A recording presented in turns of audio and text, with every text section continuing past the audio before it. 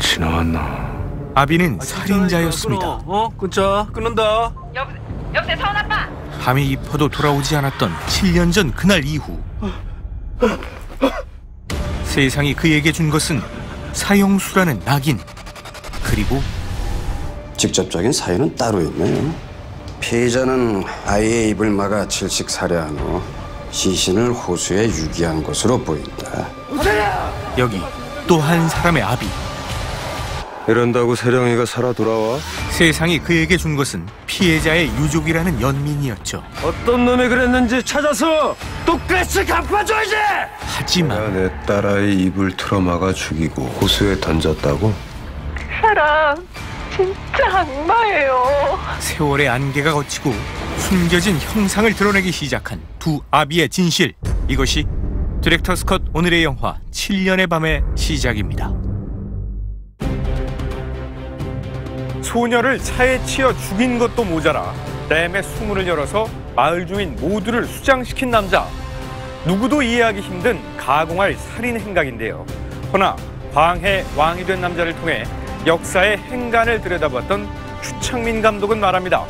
사건 뉴스의 헤드라인 행간에도 보이지 않는 인간의 진심과 진실이 숨어 있다고 말이죠. 이 수몰이라는 게 원래 마을을 다 부시고 물을 채우는 거거든. 근데 여긴 그냥 덮었다는 게요. 7년 전 그날 이곳 세령댐에는 새로운 직원이 온다고 했습니다. 아들. 이 아파트 우리 집이래. 그 무렵 내 집 마련의 꿈을 이룬 신임 관리팀장 최현수. 허나 마냥 기뻐할 입장이 아니었죠. 내 형편 모르냐? 은행빚이 절반이 넘어. 이자 감당도 안 되고. 때문에 아파트는 세를 놓고 당분간 직원 사택에서 살기로 한 가족들. 현수는 그 숙소를 둘러보러 내려온 참이었는데 하영이 어디 있습니까? 같은 시각 이 외진댐을 향해 달리는 또 한 사람. 재판 결과요? 그건 나한테 의미 없어요. 하필 오늘 이혼 소송에서 패소하고 잔뜩 언짢은 사내 오영재였으니 하자 좀. 이것이 장장 7년에 걸친 악연 두 남자의 첫 만남이었습니다. 뒤쪽의 사정 따위는 신경 쓸 여유도 없었던 영재. 이제야 길을 터주는데 하영이 절대 포기 안 합니다.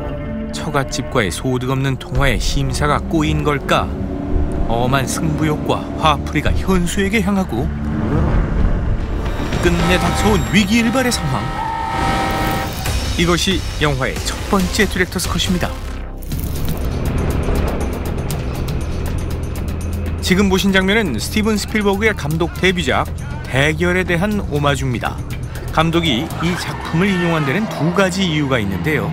영화 대결에서는 주인공을 위협하는 트럭 운전자의 정체와 이유가 끝까지 밝혀지지 않죠. 즉 오영재라는 인물도 실체를 알기 힘든 절대 악임을 암시하는 한편 여러 인물과 사건이 등장하는 이 작품의 핵심은 결국 두 사내의 대결이라는 것 또한 표현하고 있죠.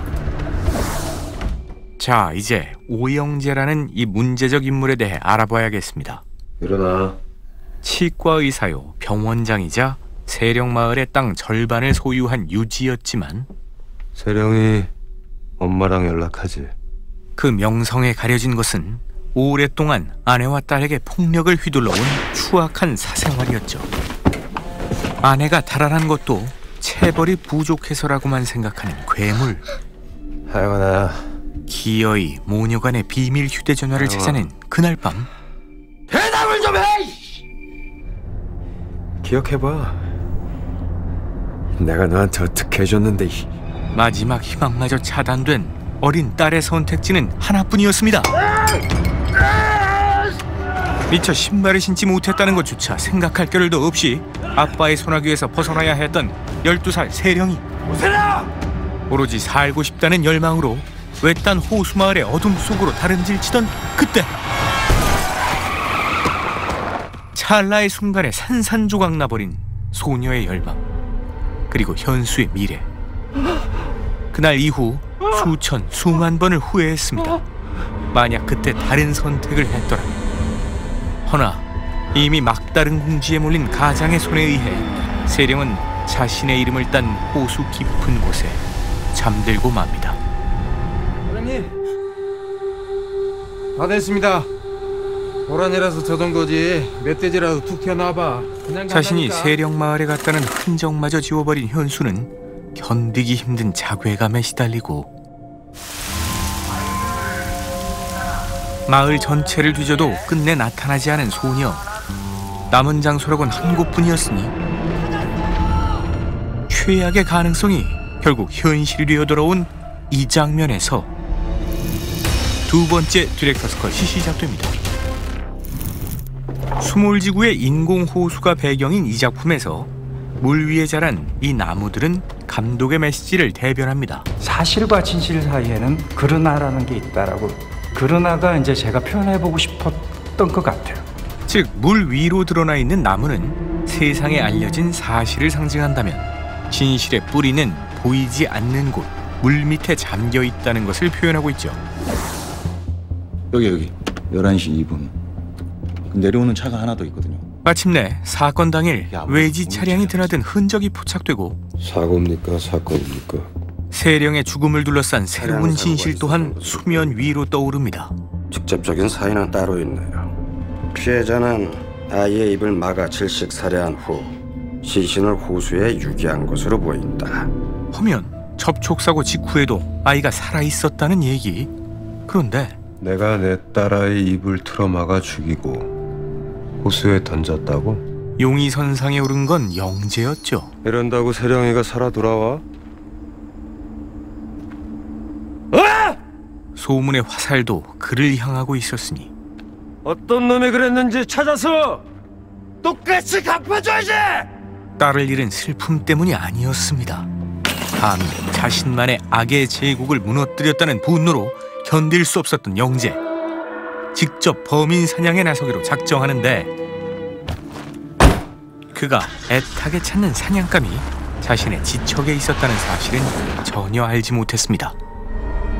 오며 가며 한두 번 눈인사를 나눴던 세령댐의 신임 관리팀장. 분명 사건 당일 그의 차량과 마주쳤다는 기억을 불현듯 떠올리기 전까진 말이죠.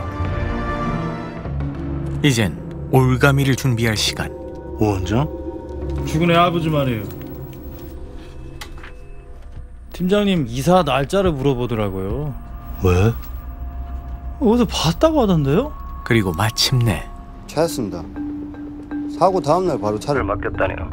근데 원장님, 최현수가 연락이 왔다네요. 자수하겠다고. 혹시 알고 계셨습니까? 아마도 모든 게 끝났다는 걸 직감한 듯한 현수. 하지만 사냥감을 경찰의 손에 호락호락 넘겨주는 것은 영재의 큰 그림 속엔 없었으니 무려 7년을 이어질 지옥도는 이렇게 모습을 드러내고 있었습니다. 발단은 우발적인 사고였습니다.